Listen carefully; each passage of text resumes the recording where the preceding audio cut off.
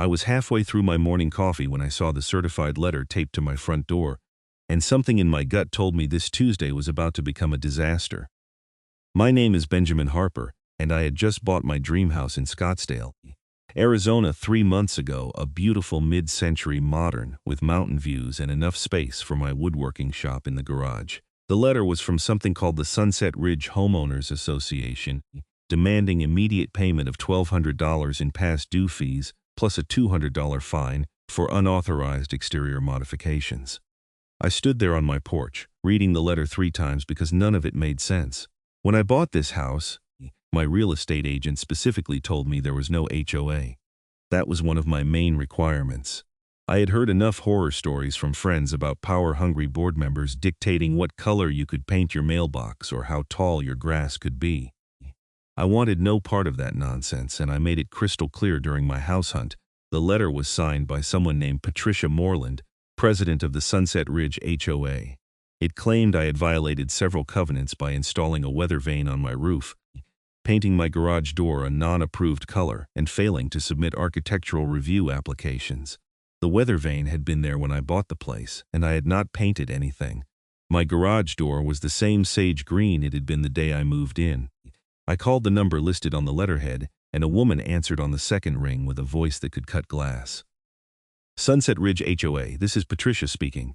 Hi, my name is Benjamin Harper. I just received a letter from your organization, but I think there has been some mistake. My property is not part of any HOA. There was a pause, then a condescending laugh. Mr. Harper, I assure you there is no mistake. Your property at 4782 Desert Vista Lane is absolutely part of this association. You agreed to the covenants, conditions, and restrictions when you purchased the home. No, I specifically avoided buying in an HOA neighborhood.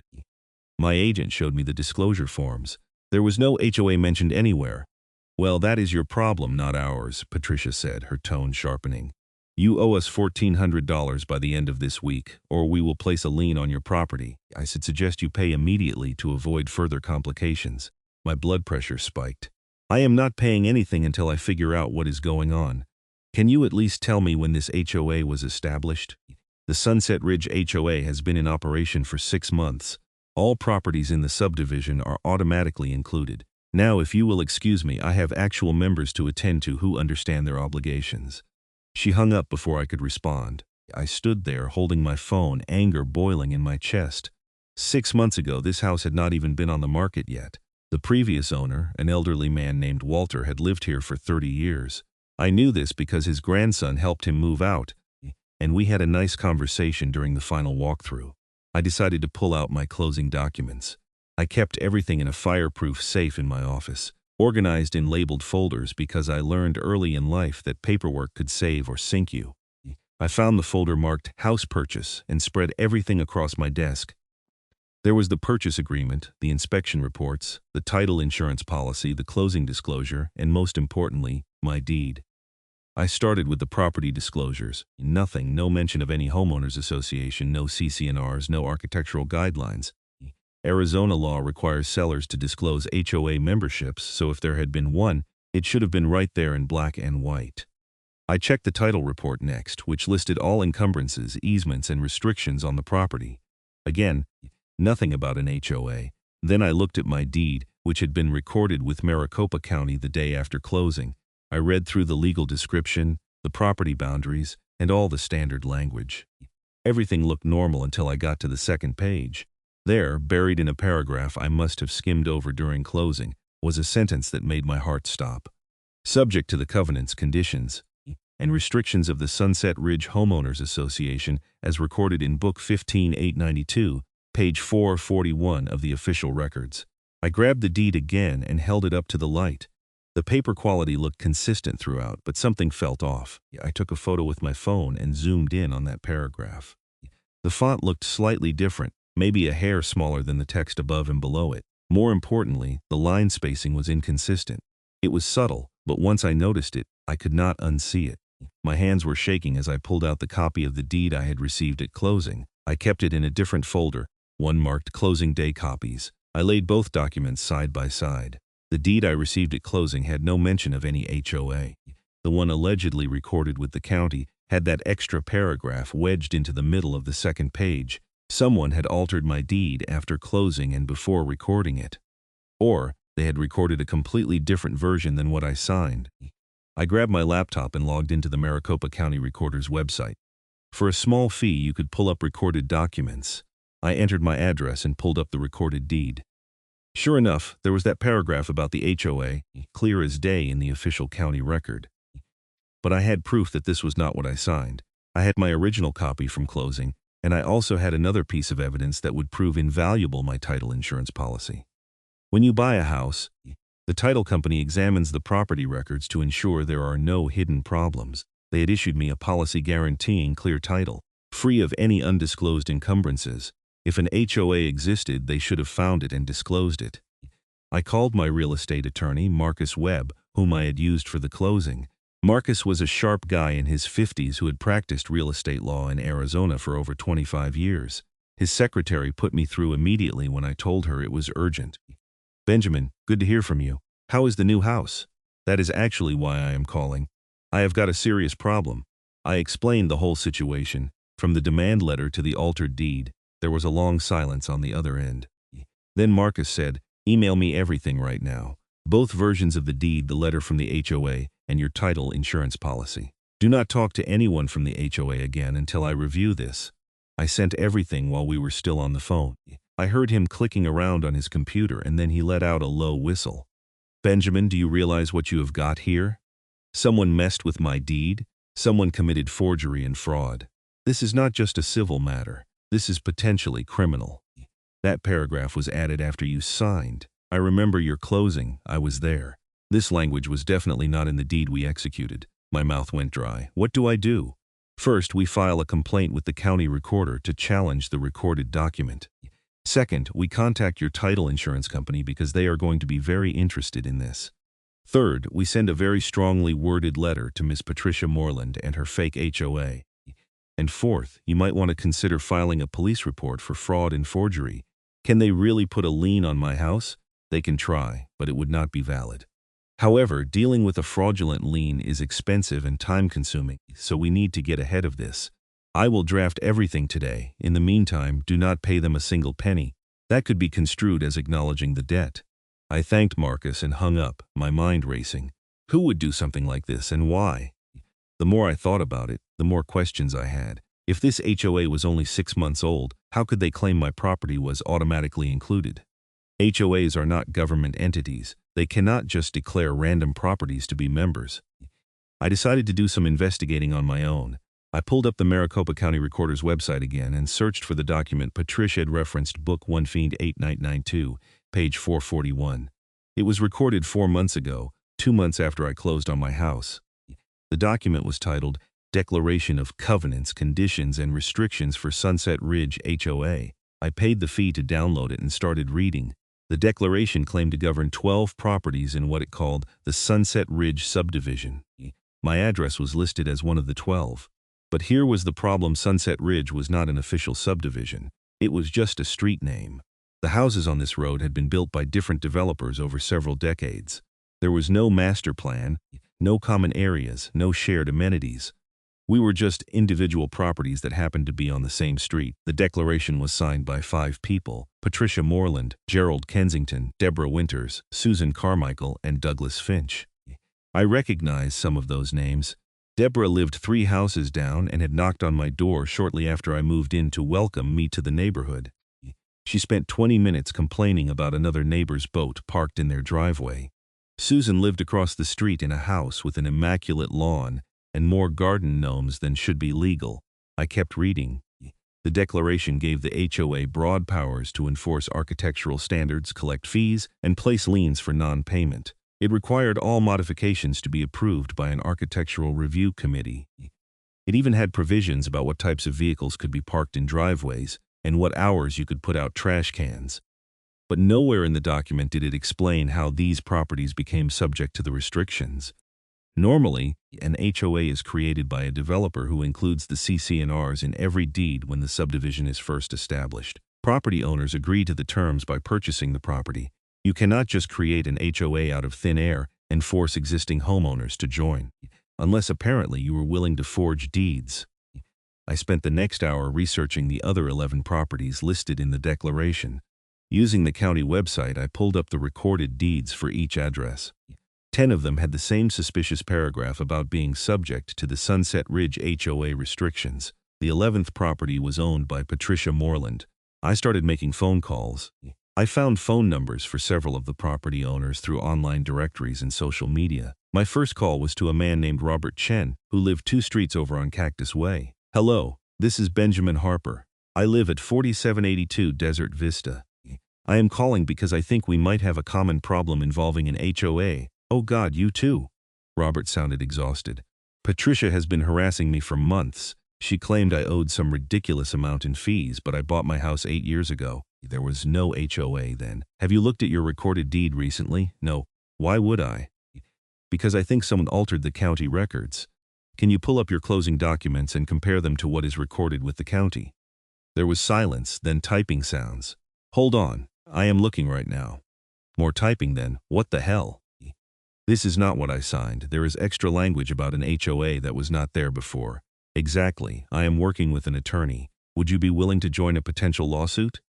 "Absolutely. This is insane. Who does something like this?" I got similar reactions from 4 other homeowners I managed to reach. All of them had been receiving demand letters from the HOA. None of them remembered signing anything about an association, and none of them had paid the fees because, like me, they knew something was wrong. One homeowner, a retired teacher named Linda Ramirez, had an especially interesting story. "Patricia approached me about a year ago," Linda said. "She wanted to start a neighborhood association to maintain property values. I told her I was not interested. A few months later, I got a letter saying I was required to join and owed fees. When I refused, she threatened to take legal action." "Did she ever show you any paperwork proving you agreed to join?" "No, she just kept saying it was in my deed. But I bought this house 20 years ago. I think I would remember signing up for an HOA." By the end of the day, I had spoken with 6 other homeowners, and all of them had the same story. Patricia and her little group had apparently decided to create an HOA and forced everyone into it by altering the recorded deeds. It was bold, audacious, and completely illegal. Marcus called me back that evening. "I have been doing some digging. This gets worse. Patricia Moreland filed articles of incorporation for the Sunset Ridge HOA with the Arizona Corporation Commission 6 months ago. She listed herself as the statutory agent. The other board members are all people who live in the neighborhood. Is it legal to just create an HOA like that? You can create a corporation, sure, but you cannot force property owners to become members without their consent. What she has done is create the legal shell of an HOA and then fraudulently altered county records to make it appear that properties are subject to its authority. I have been practicing law for 25 years, and I have never seen anything this brazen. What is the next step? I have drafted a formal challenge to the recorded deed. We will file that with the county recorder tomorrow. I am also contacting the district attorney's office because this is fraud, forgery, and possibly racketeering if she has been collecting money from people. And I reached out to your title insurance company. They are sending an investigator. How long will all this take? The criminal investigation could take months. The civil case to clear your title could take weeks. But here is the good news. I spoke with a detective at the Scottsdale Police Department who is very interested in this. He said if we can prove the deeds were altered, they will move quickly on an arrest warrant. I felt a grim satisfaction at that. Good. She threatened to put a lien on my house. If she does, she will be adding another crime to the list. Sit tight, Benjamin. We are going to nail her. The next morning, I woke up to find a printed notice stuck to my front door. It was from the HOA, informing me that my case had been referred to their attorney for immediate collection action due to my failure to pay. The letter threatened daily fines of $100 until the debt was satisfied. I took a photo of the notice and sent it to Marcus. He called me 5 minutes later. "This is perfect. She is digging herself deeper. Do not touch that notice. The police are going to want it for evidence." "When are they getting involved?" "I have a meeting with Detective Rodriguez this afternoon. I am bringing all the documentation. If he agrees this warrants criminal charges, they could move as soon as tomorrow." "That fast?" Force and fraud are serious crimes, especially when they involve official government records. The county recorder's office is also furious. They take the integrity of their records very seriously. I went to work that day. I was a software engineer for a medical devices company, but I could barely concentrate. I kept checking my phone for updates from Marcus. Around 3 in the afternoon, he sent a text. Meeting with detective went well. They are opening an investigation. More updates soon. That evening, I decided to attend the HOA's monthly board meeting. According to the notice I had received, the meeting was being held at Patricia's house at 7 o'clock. I wanted to see this woman in person and hear what she had to say. I arrived right at 7 and found 4 other homeowners already sitting in Patricia's spacious living room.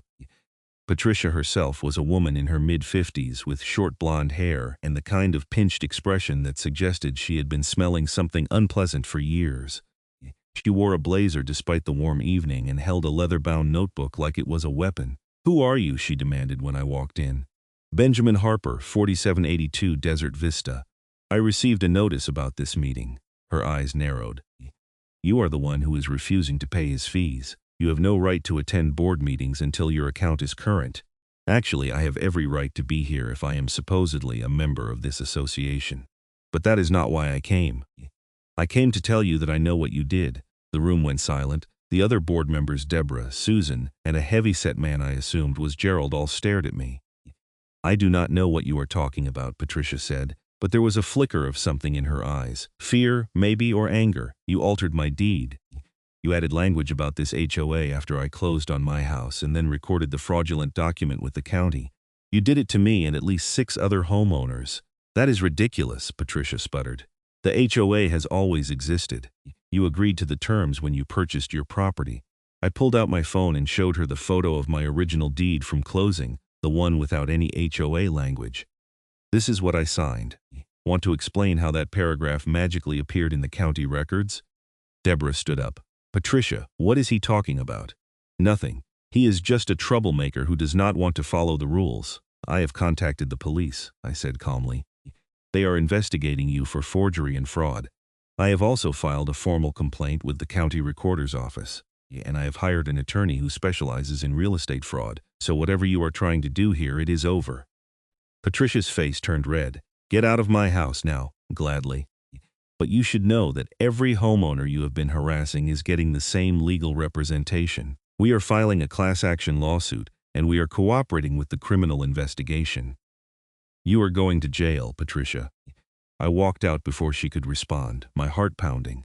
I probably should not have confronted her like that, but it felt good to see the panic in her eyes. She knew she was caught. The next few days were a whirlwind. Marcus filed the formal challenge to my deed with the county recorder, along with a motion to expunge the fraudulent HOA language.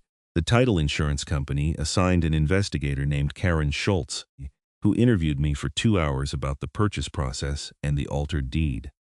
She confirmed that their pre-closing title search had found no evidence of any HOA restrictions, which meant the language was definitely added after the fact. Detective Rodriguez called me on Thursday morning. "Mr. Harper, I need you to come down to the station to give a formal statement. We are moving forward with criminal charges against Patricia Moreland and the other HOA board members." I took the afternoon off work and drove to the Scottsdale Police Department. Detective Rodriguez was a no-nonsense guy in his 40s, with sharp eyes and a firm handshake.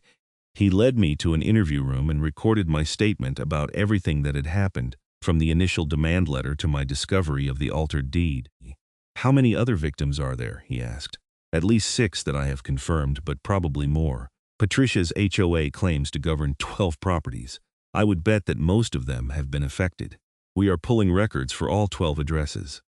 The county recorder is cooperating fully. They are also reviewing their procedures to figure out how this happened without anyone noticing." "What happens next?" "We are executing a search warrant on Patricia Moreland's residence tomorrow morning. We expect to find evidence of the forgery, including potentially the original documents and any communications between the board members about the scheme. Depending on what we find, we will make arrests." "All of them?" "Anyone who knowingly participated in the fraud, yes. If the other board members can prove they were not aware of the forgery, they might avoid charges, but Patricia is definitely going down." I left the police station feeling lighter than I had in days. Justice was coming, and it was coming fast. Friday morning, I was sitting at my kitchen table working on my laptop when my phone rang.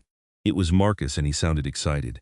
"Turn on the local news, Channel 12. I grabbed my remote and switched on the TV. The news was showing aerial footage of Patricia's house, with multiple police vehicles parked outside. A reporter was standing on the street, speaking into a microphone. Developing story in Scottsdale where police have arrested the president of a homeowners association on multiple felony charges. Patricia Moreland, 54, was taken into custody this morning following a search warrant execution at her home.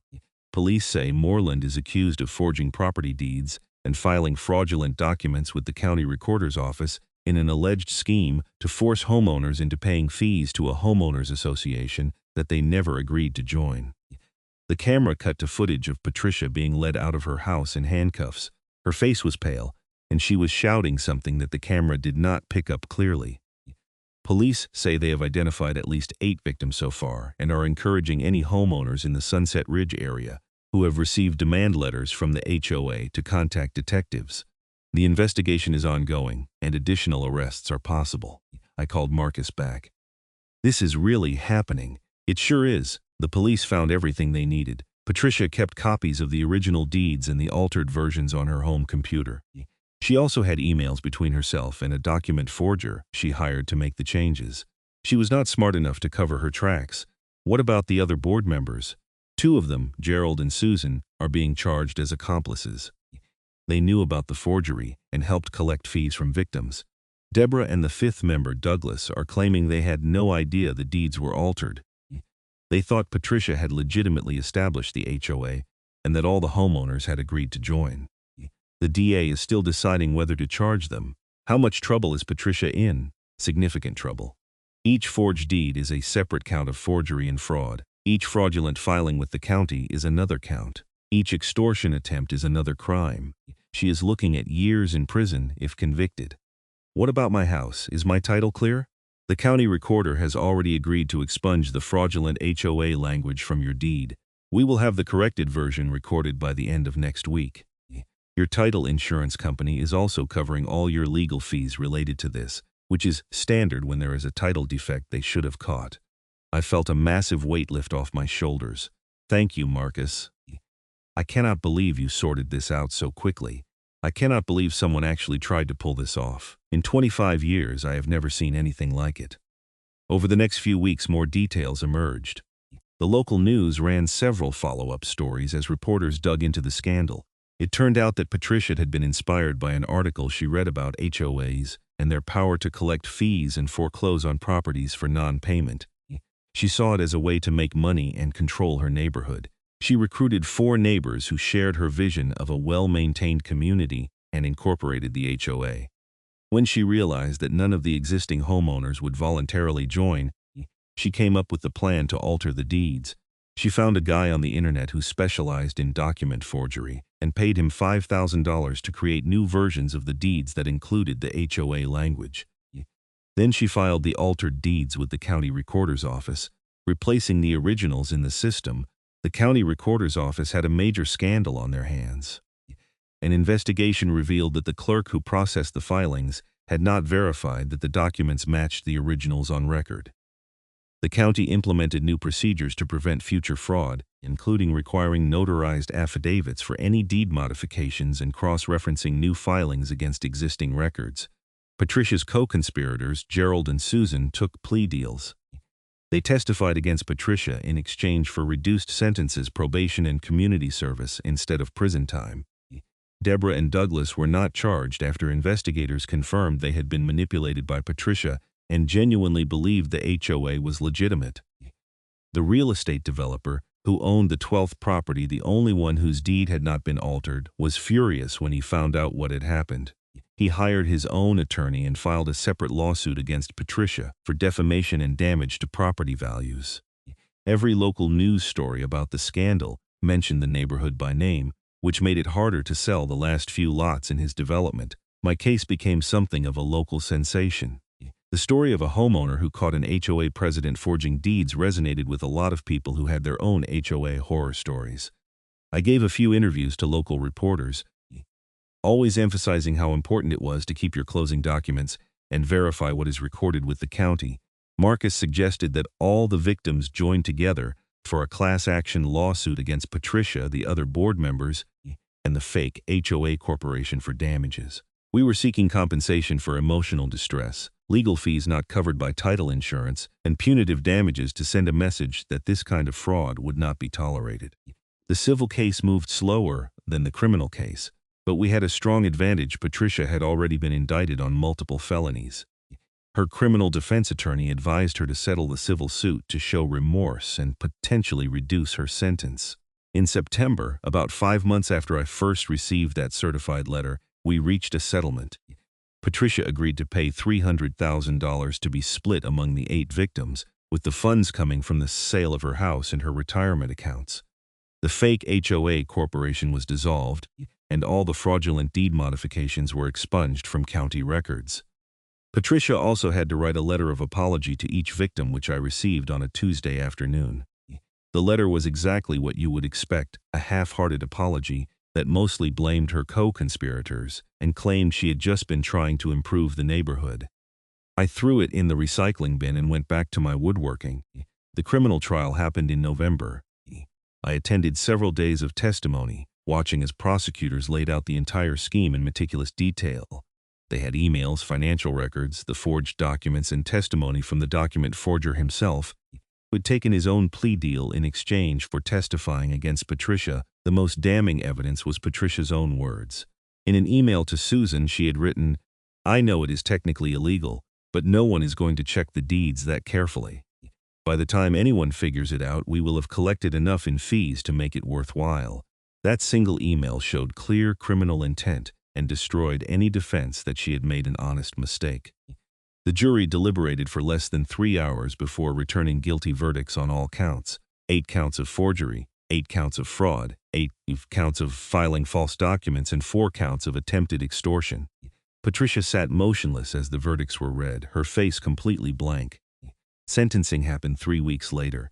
The judge was a stern woman named Helen Ortega, who had a reputation for being tough on white-collar crime.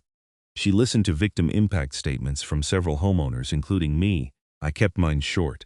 "Your Honor, when I bought my house, I thought I was achieving the American dream. Instead, I found myself the victim of a crime that violated my property rights and caused me months of stress and thousands of dollars in expenses." Patricia Moreland did not just forge a document. She attacked the integrity of the public record system that we all rely on to prove ownership of our most valuable assets. She deserves the maximum sentence to deter anyone else who thinks they can get away with something like this. Judge Ortega nodded thoughtfully, then turned to Patricia. "Mrs. Moreland, you have been convicted of a sophisticated fraud scheme that undermined public trust in the county recorder's office and victimized 8 innocent homeowners. Your crimes were not impulsive or desperate acts. They were calculated, premeditated, and carried out over many months. You showed no remorse until you were caught, and even then, your apologies ring hollow. I am sentencing you to 6 years in the Arizona Department of Corrections, followed by 5 years of probation. You will also pay full restitution to all victims for their legal fees and other expenses not covered by the civil settlement." 6 years. I watched as the bailiffs led Patricia away, finally in the orange jumpsuit she deserved. I felt no joy, just relief that it was over. Life slowly returned to normal. The neighborhood became quiet again without Patricia's harassment. Deborah actually apologized to me one day when I was checking my mail. She said she had been manipulated by Patricia and felt terrible about the whole thing. I accepted her apology because I believed she was sincere. Some people are just trusting to the point of naivety, and Patricia had exploited that. The county recorder sent me a certified letter confirming that my deed had been corrected and the fraudulent language removed. I framed both versions and hung them in my office as a reminder to always verify official documents and trust my instincts when something feels wrong. I also became something of an accidental advocate for homeowners' rights. A few local news stations asked me to comment on other HOA abuse stories, and I started a blog about property ownership rights and how to protect yourself from scams. It turned out there was a huge appetite for this kind of information. People were hungry for practical advice on dealing with aggressive HOAs and understanding their legal rights. Marcus and I became good friends through the whole ordeal. He invited me to speak at a real estate law conference about the case, which was simultaneously terrifying and exhilarating. standing in front of 200 lawyers and explaining how I caught the fraud by simply comparing my closing documents to the recorded deed felt surreal. But the attorneys appreciated the practical lessons, and I got several standing ovations. The other victims and I formed our own neighborhood group, an actual voluntary association with no fees, no rules, and no power to fine anyone. We just got together once a month for barbecues and to watch out for each other. Robert Chen became one of my closest friends. He was a software engineer too, and we started collaborating on a side project to build an app that would help homeowners verify their property records and flag potential fraud. Linda Ramirez, the retired teacher, started a community watch program that was actually about preventing crime rather than harassing people about their lawn height. She was fantastic at organizing events and bringing neighbors together. Within a year, our street became one of the friendliest in Scottsdale, with regular block parties and a genuine sense of community, all without a single HOA rule. The forger who had created the fake deeds for Patricia also went to prison, though he got a lighter sentence because he cooperated with prosecutors. His testimony revealed that Patricia was not his first client. He had created forged documents for several other scam artists over the years, and his cooperation led to additional investigations and arrests. It was satisfying to know that bringing down Patricia had also exposed a much larger fraud operation. Gerald and Susan, the two board members who took plea deals, both moved away from the neighborhood within months of their sentencing. I heard through the grapevine that Gerald's wife divorced him over the scandal, and Susan lost her job when her employer found out about her conviction. I did not feel particularly sorry for either of them. They had knowingly participated in a criminal scheme and deserved the consequences. The house values in our neighborhood actually went up after the scandal because the story generated so much publicity. Potential buyers saw the news coverage and thought, if one homeowner was vigilant enough to catch deed fraud, this must be a neighborhood where people look out for each other. It was ironic that Patricia's attempt to control the neighborhood to maintain property values ended up damaging values temporarily, but our recovery and genuine community spirit increased them beyond where they had been before. I kept in touch with Detective Rodriguez, who told me the case had become a training example for other detectives investigating white-collar crime. The boldness of the scheme and the clear evidence trail made it perfect for teaching investigators how to build a solid case. He thanked me several times for my meticulous documentation and my willingness to cooperate fully with the investigation. The title insurance company also learned from the case. They implemented new verification procedures to check recorded documents against closing documents for any discrepancies. Karen Schultz, the investigator assigned to my case, told me that my situation had prompted a nationwide review of title insurance procedures because if it could happen in Scottsdale, it could happen anywhere. About a year after Patricia's sentencing, I refinanced my mortgage to take advantage of lower interest rates. The title search came back clean, with no mention of any HOA restrictions. The closing attorney even joked that my property probably had the most scrutinized title in Arizona after everything that had happened.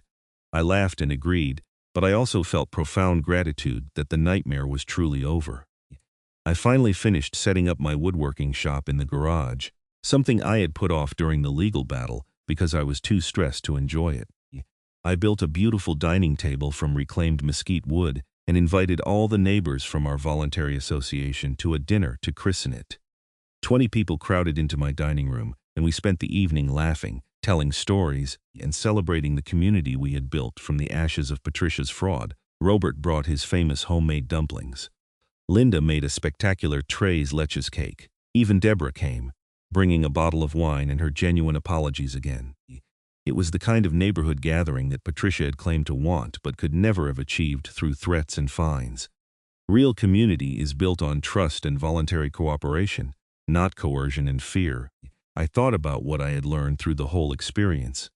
The importance of documentation could not be overstated. If I had not kept my original closing documents, I would have had a much harder time proving the deed had been altered. The value of a good attorney was immeasurable. Marcus had guided me through every step with expertise and genuine care, and trusting my instincts had been crucial.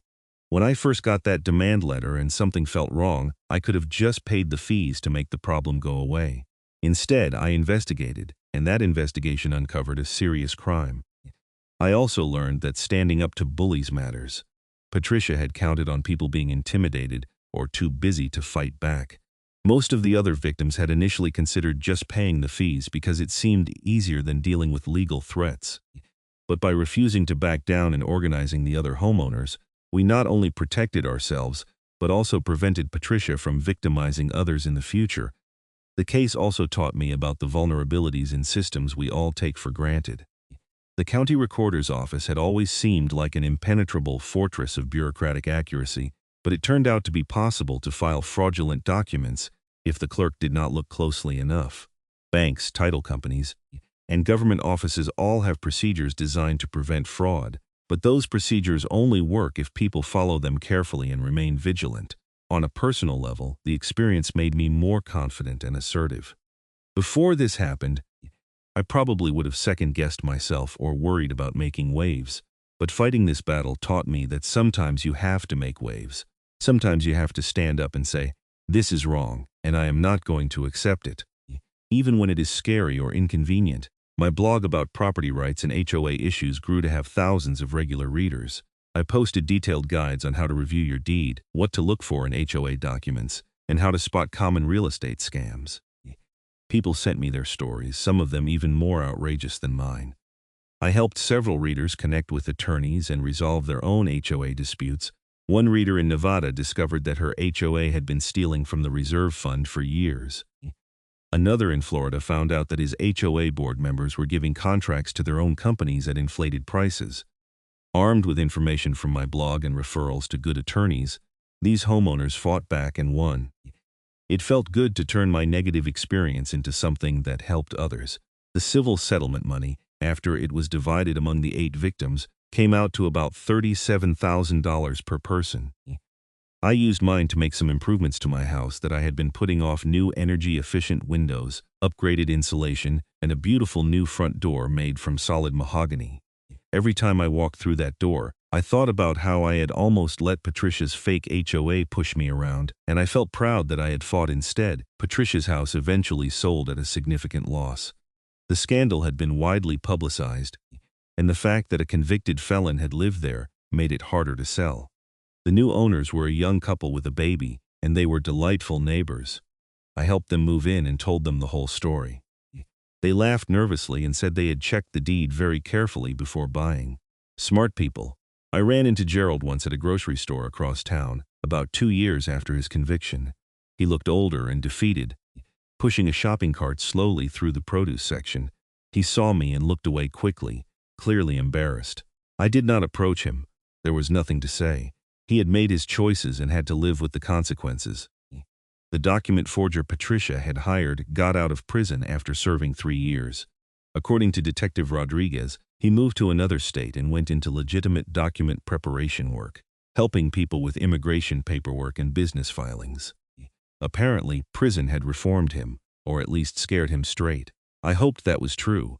As for Deborah and Douglas, the 2 board members who had been manipulated by Patricia, they both stayed in the neighborhood. Deborah became an active member of our voluntary association and was always the first to help when someone needed something. She organized a meal train when Linda had surgery and coordinated volunteers when Robert's basement flooded. She seemed determined to make up for her role in the scandal, even though she had been exonerated. Douglas kept to himself more, but he was friendly when we crossed paths. I got the sense that he was deeply embarrassed about the whole thing and just wanted people to forget it had happened. That was fair. Some people need to process shame privately. Marcus told me that the case had become famous in legal circles. Law school professors used it as an example in property law and criminal law classes. The combination of real estate fraud, forgery, and the creative investigative work made it a rich teaching tool. Marcus was invited to speak at several law schools, and he always brought me along to provide the homeowner's perspective. The students were fascinated by the practical aspects of catching the fraud.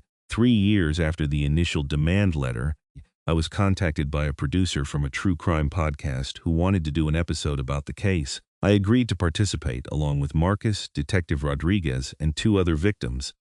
The episode was released in March and became one of the show's most popular episodes.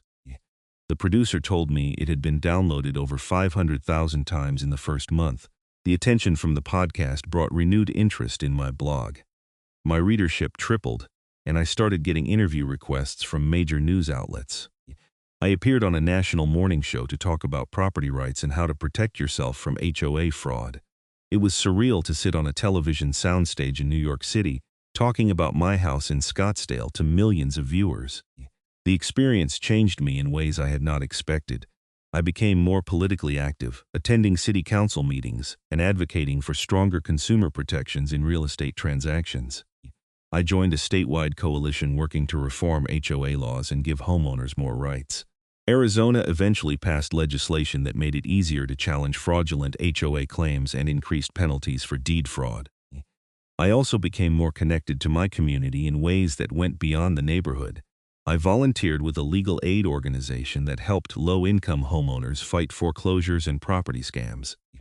Many of these families did not have the resources to hire attorneys like Marcus, and they were vulnerable to predatory practices. I helped review documents, spot red flags, and connect people with free legal resources. One case I worked on involved an elderly couple who were being threatened with foreclosure by their HOA for unpaid fees. When I reviewed their documents, I discovered that the HOA had been double billing them for years and then adding late fees and interest on the fake charges. We helped them sue the HOA and recover over $30,000 in overcharges. The gratitude in their eyes when we won their case made all the time and effort worthwhile. My woodworking hobby also took off during this period. Creating beautiful things with my hands became a form of therapy, a way to process all the stress and anger from the legal battle. I started taking custom orders and selling pieces at local craft fairs. My dining tables became especially popular, and I developed a waiting list of customers. I met someone special at one of those craft fairs, actually. Her name was Brenda Garrison, and she ran a booth selling handmade jewelry. We got to talking during a slow afternoon, and I found myself telling her the whole HOA story. Instead of being horrified or bored, she was fascinated and asked smart questions. We started dating a month later. Brenda was an artist and entrepreneur, someone who understood the value of independence and creative freedom. She had her own horror story about a landlord who tried to steal her security deposit, so she appreciated what I had been through. We bonded over our shared belief that you have to stand up for yourself even when it is hard. 6 months into our relationship, Brenda moved into the house with me. It felt right in a way that nothing else had since I bought the place.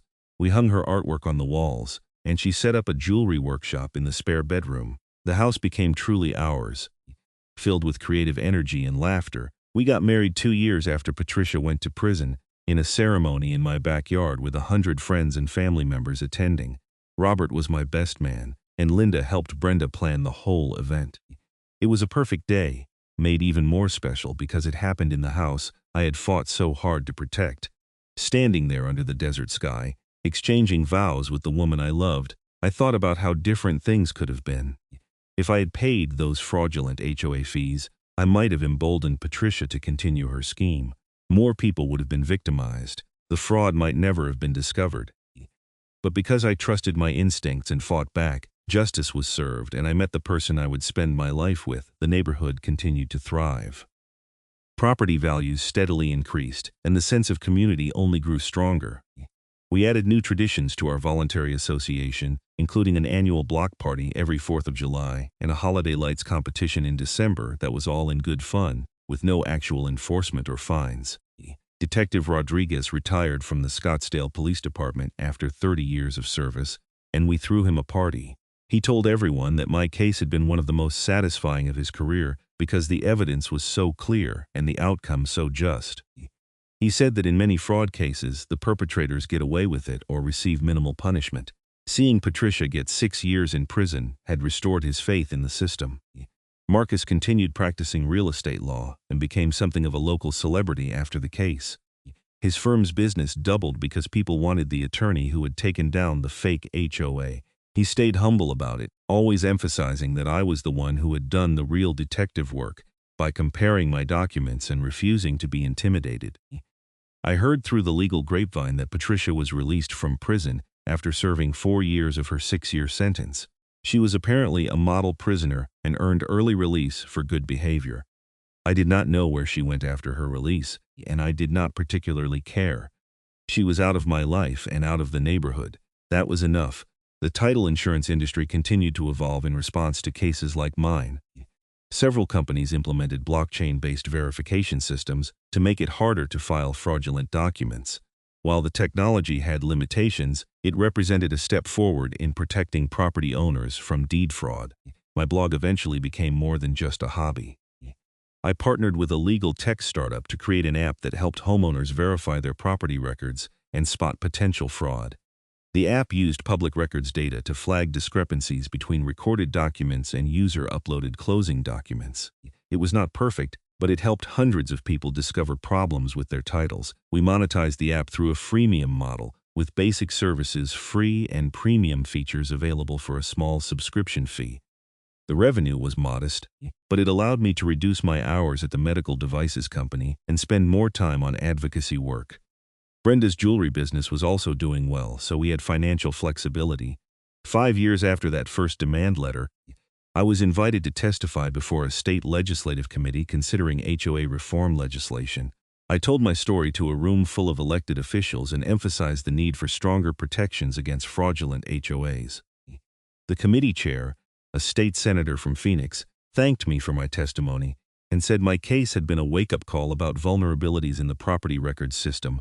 The legislation eventually passed, creating stricter requirements for establishing HOAs in Arizona. New HOAs had to provide proof that all property owners had consented to join, either through signed agreements or through language in their original deeds from when the subdivision was first created.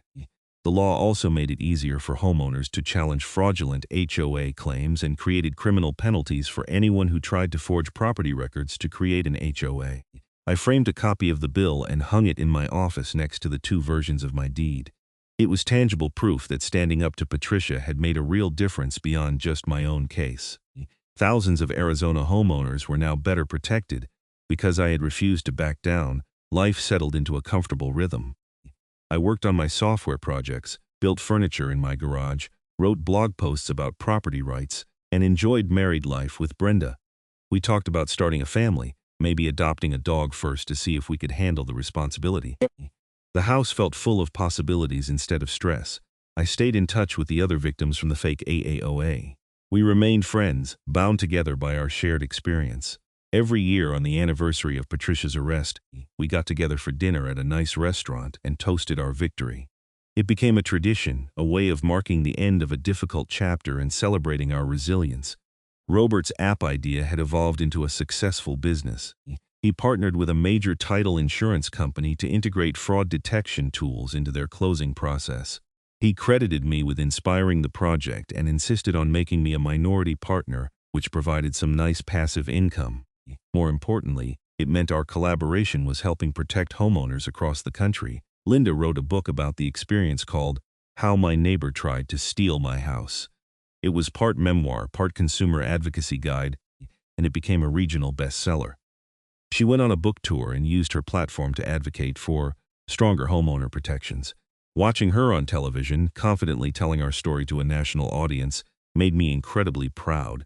The neighborhood kids, who had been toddlers when the scandal happened, grew up hearing the story of how the neighbors had defeated the bad HOA lady. It became local legend, the kind of story that parents told to teach their kids about standing up to bullies and the importance of community. I sometimes wondered what those kids would tell their own children someday. Deborah became a vocal advocate for HOA reform, speaking at community meetings and writing op-eds about the dangers of unchecked HOA power. She was particularly effective because she could speak from the perspective of someone who had been deceived by a corrupt board member.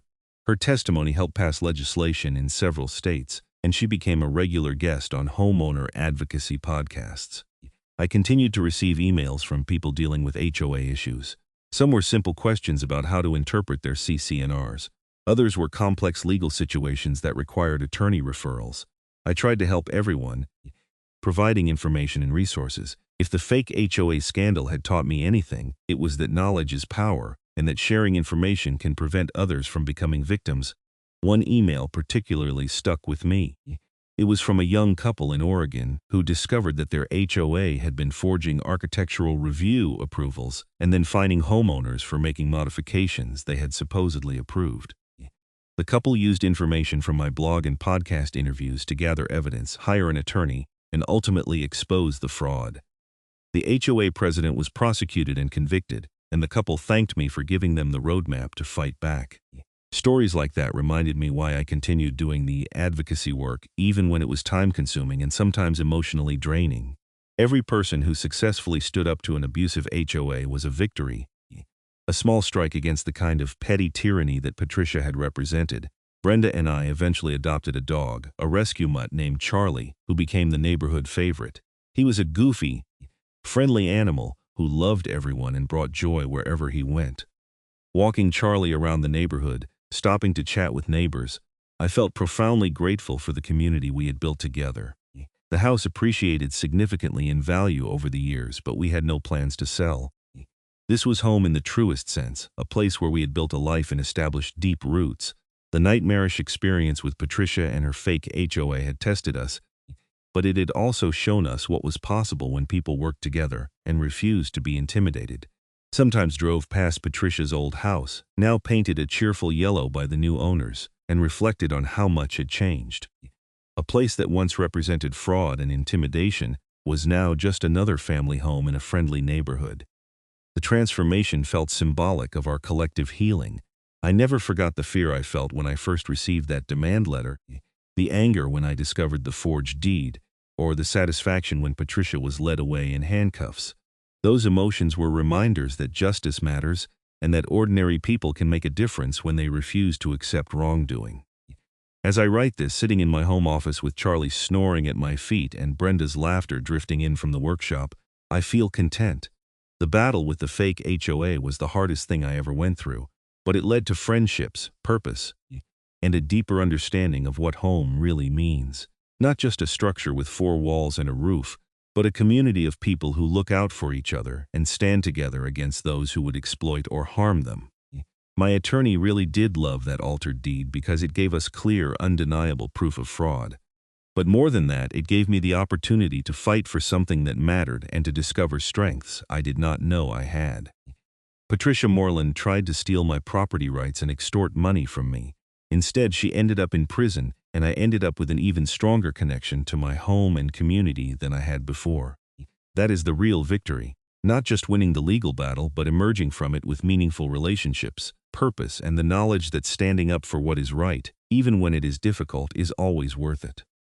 The house at 4782 Desert Vista Lane is more than property to me now. It is a symbol of resilience, community, and the power of refusing to back down when you know you are in the right. And that is something no HOA, real or fake, can ever take away.